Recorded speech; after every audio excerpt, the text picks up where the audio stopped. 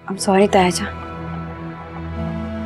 मैं आपको दुखी या नाराज नहीं करना चाहती, लेकिन अब यही मेरा घर है और किसी औरत का घर उसकी कुल कायनात होता है। मैं अपनी कायनात छोड़कर नहीं जा सकती। मेरा जीना मेरा मरना भी यही है।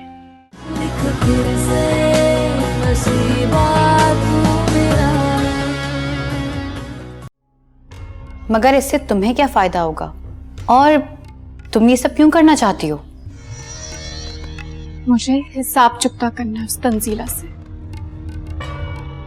उसने सिर्फ तुम्हारी जिंदगी बर्बाद नहीं की, उसने मेरी भी जिंदगी बर्बाद की। एक बार नहीं, दो बार उसने मेरी खुशियों पर डाका डाला है।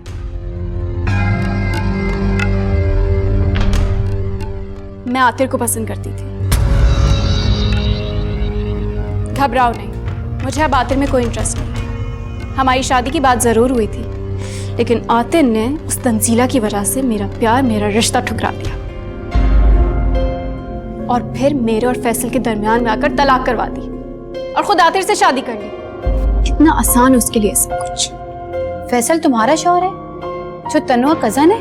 हाँ, हम दोनों का दुश्मन एक है और अब हम दोनों को मिलकर उसके किए की सजा देनी है उसे।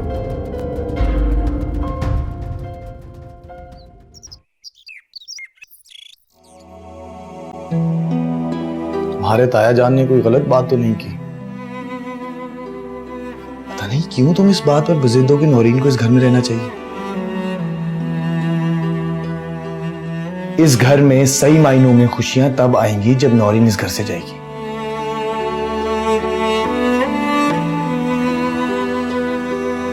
आतिर, कुछ कर्ज ऐसे होते हैं जो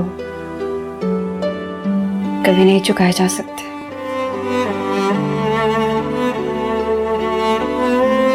मामू जान ने मुझे यतीम के सर पर हाथ रखा, मुझे तालीम दिलवाई। उनके इन एहसानों का कर्ज मैं चाहूं भी तो नहीं चुका सकती, और फिर उन्हीं की औलाद के साथ। मैं मानता हूं तुम्हारे मामू के बहुत एहसानात है तुम्हारे ऊपर, लेकिन हर इंसान अपने अमल का खुद जिम्मेदार होता है तंजीला। और ये मत भूलो कि तुम्हारे मामू जान भी मेरी और नौरीन की शादी के हामी नहीं थे, क्योंकि वो अच्छी तरह जानते थे नौरीन की नेचर को।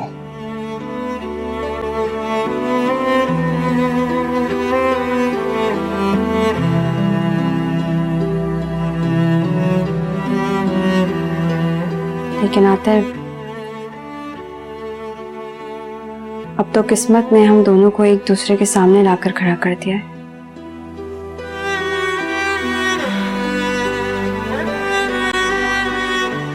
मैं शायद बहुत कमजोर हूं,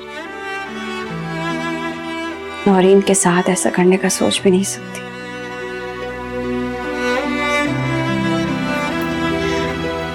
जो अल्लाह को मंजूर होगा हो जाएगा।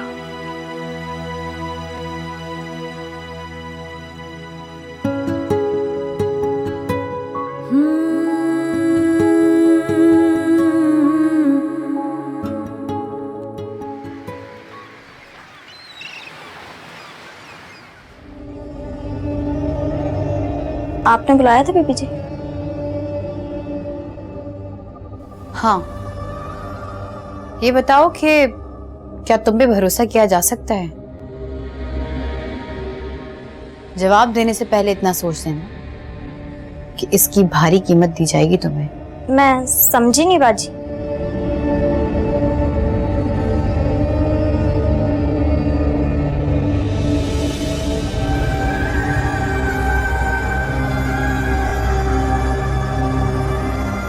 ये लो, पूरे 10,000। इतने सारे पैसे? रख लो, शादी में तुम्हारे काम आएगी, और अगर और जरूरत हुई तो और भी मिल जाएंगे।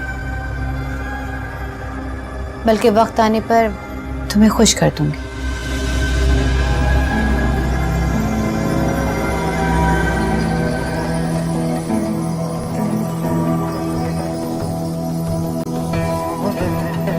तुम्हें बदले में मेरा एक काम करना है। आप हुक्म करें बाजी। तुम्हें तन्नू पर नजर रखनी है। वो क्या करती है, घर से कब बाहर जाती है, कब वापस आती है, आतर के साथ वो कहाँ जाती है, किससे फोन पर बात करती है, कौन उससे मिलने आता है और कौन उसे फोन करता है, सब कुछ। उसके सांस लेने तक की खबर मुझे होनी चाहिए। आप फिक्र ही न करें बाजी, मैं आपको पल पल की खबर दूंगी। बड़ी तेज है ये तंजीला बाजी, शक्ल से जितनी मासूम लगती है इतनी है नहीं। छोटे साहब को तो ऐसा बस में कर रखा है कि मैं क्या बताऊं आपको। छोटे साहब तो उनसे पूछे बगैर हिलते भी नहीं हैं। सब जानती हूँ मैं, तुम्हें जो कहा है सिर्फ उस पर ध्यान दो। जी।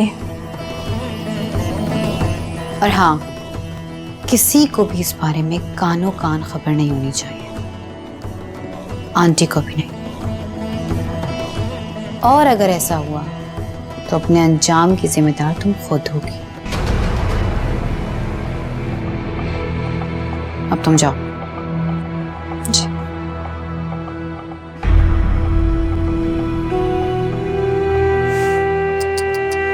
बेचारी तन्नू।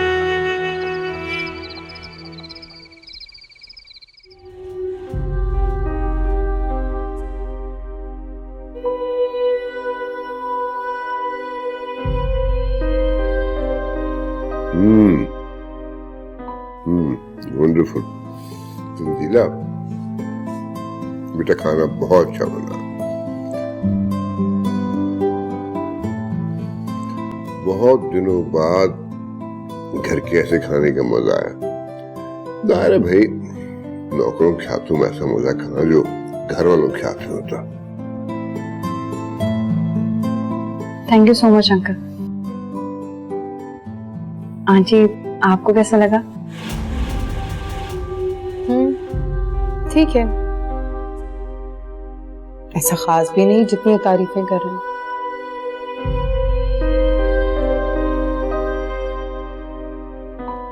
ऐसी बात किसी नहीं है भाई, ऐसी बात है। कमाल कर अच्छी है। देखो, मुलाजिम जो होते हैं ना, वो एक्सपर्ट होते हैं, तजुर्बाकार होते हैं, लेकिन उनके खाने में वो खुलूस और प्यार शामिल नहीं होता जो तंजीला के इस खाने में। वाह।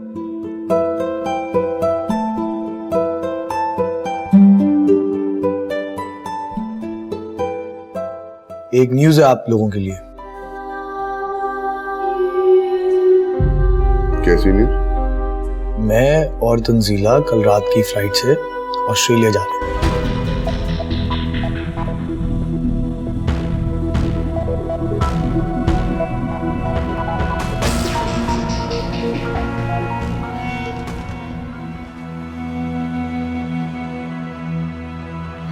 तुम बहुत चालाक और मक्कार होते जा रहे हो।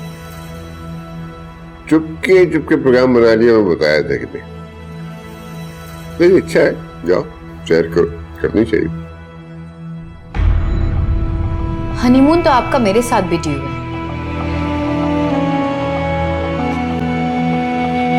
आफ्टर ऑल मैं भी आपकी बीवी हूं, और वो भी पहली। आतिर, तुम एक काम क्यों नहीं करते? तुम नौरीन की टिकट्स करवा लो और उसे भी साथ में ले जाओ, तीनों एंजॉय करना। House the idea? मैं जिसे अपनी बीवी मानता हूं उसे मैं लेकर जा रहा हूं।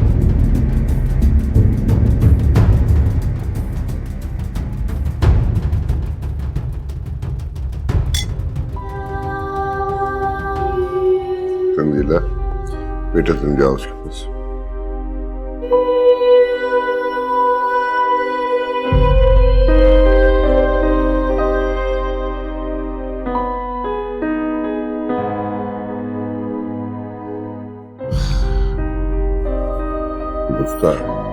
क्या जरूरत थी बात करने की?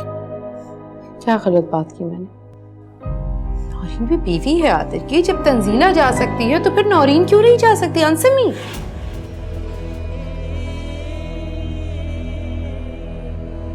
रहने दे आंटी, अंकल को भी सिर्फ उस तंजीला की फिक्र है। तमीज से नौरीन, हमारे घर में मुलाजिम भी एहतराम और तमीज से बात करते हैं। तुम इस घर की बहू हो, बहू ही बन के रहो। ये ना हो कि ये रिश्ता भी हाथ से जाता रहे। बहू, जिस दिन आप ससुर बन जाएंगे उस दिन मैं बहू बन जाऊंगी।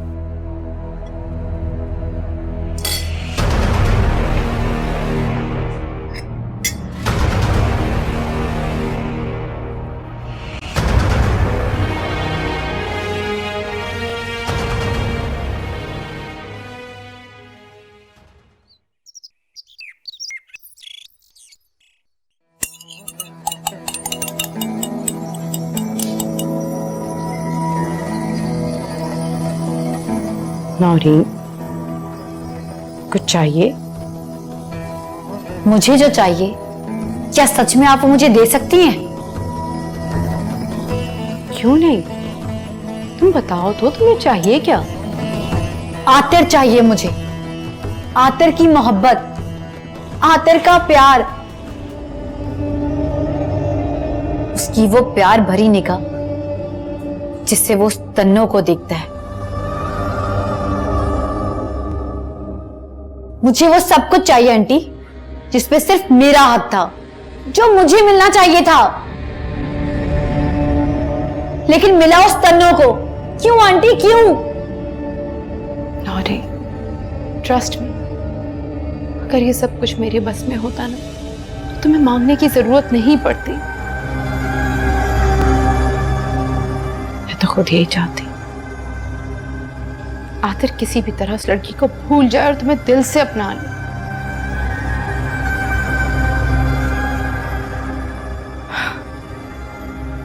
मगर क्या मगर? आंटी, क्या ये सब इतना नामुमकिन है आपके लिए? आंटी, मैं ये सब बर्दाश्त नहीं कर सकती। अगर आतिर की जिंदगी में कोई और लड़की आ जाती तो शायद मैं किस्मत का लिखा समझकर समझौता कर लेती, लेकिन तन्नू, उस तन्नू को मैं अपनी सौतन के रूप में हरगिज नहीं देख सकती। आप अंदाजा भी नहीं लगा सकती कि मेरे दिल पर क्या गुजरती है जब मैं आतिर के साथ उसको इस घर में चलता फिरता देखती हूं। और आज तो आतिर ने हद ही कर दी। सबके सामने उसे अपने साथ ले जाने का कहकर मुझे सबकी नजरों में गिरा दिया। बहुत छोटा कर दिया आतिर ने आज मुझे। मैं समझ सकती हूँ नौरीन, आई कैन अंडरस्टैंड कि औरत के दिल पे क्या गुजरती है। मैं समझ सकती हूँ। जब मर्द किसी दूसरी औरत के सामने अपनी बीवी को नीचा दिखाता है तो उसके दिल पर क्या गुजरती। नहीं आंटी, अगर आपको जरा बराबर भी परवाह होती ना तो आप आतिर को आज जाने नहीं देती। मुझे बताएं कि मेरा क्या कसूर है? मुझे किस चीज की सजा मिल रही है? क्या मेरा कसूर यह है कि मैंने आतिर से मोहब्बत की, उससे शादी की? जब वो कमबख्त तन्नों से छोड़कर चली गई तब मैंने, नौरीन ने उसका हाथ थामा था। और बदले में मुझे क्या मिला? आतिर की नफरत, हकारत, और अब उस तन्नों के सामने मेरी बेइज्जती। मैं ये बर्दाश्त नहीं कर सकती।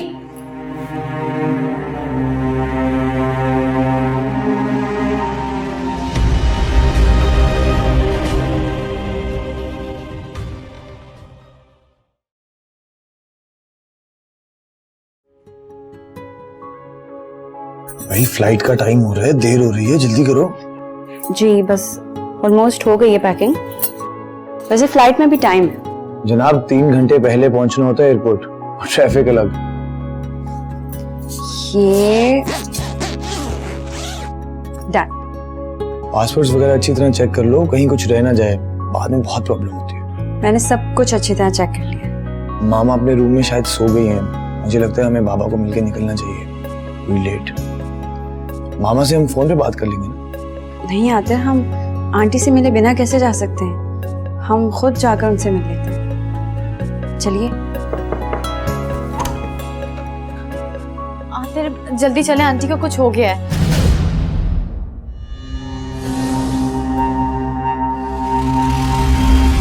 क्या हुआ है मामा को?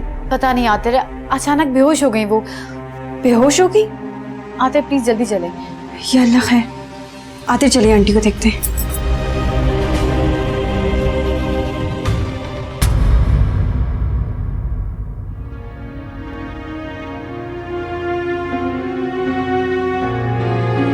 मामा? मामा?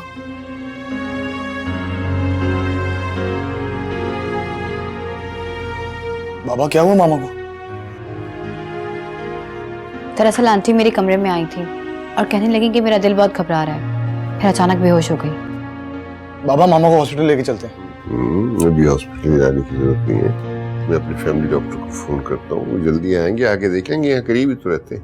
लेकिन बाबा मामा। अरे आ जाएंगे, तुम आओ, आओ मेरे साथ आओ, बुलाते हैं।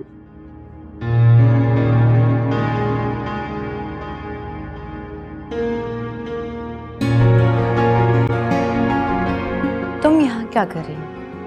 जाओ और पानी लेकर आओ।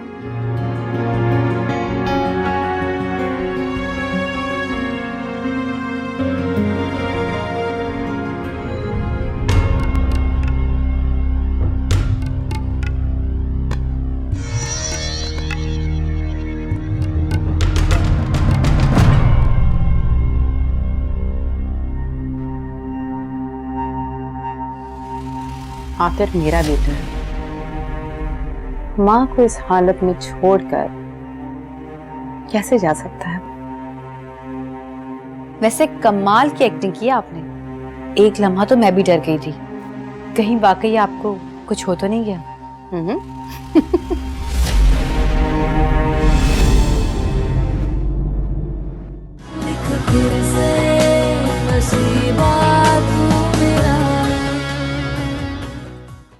मुझे लगता है उस घर की तरह इस घर की भी खुशियां तुम्हारी नहुसत की नजर हो जाएंगी। अगर तुम्हारे यहाँ आने से इस घर की खुशियों पर आंच नहीं आई तो मेरा यकीन करो, इस घर को किसी की नजर नहीं लगी। ध्यान से, अगली बार वो किससे बात करती है, क्या बात करती है, मुझे सबकी खबर चाहिए, समझी?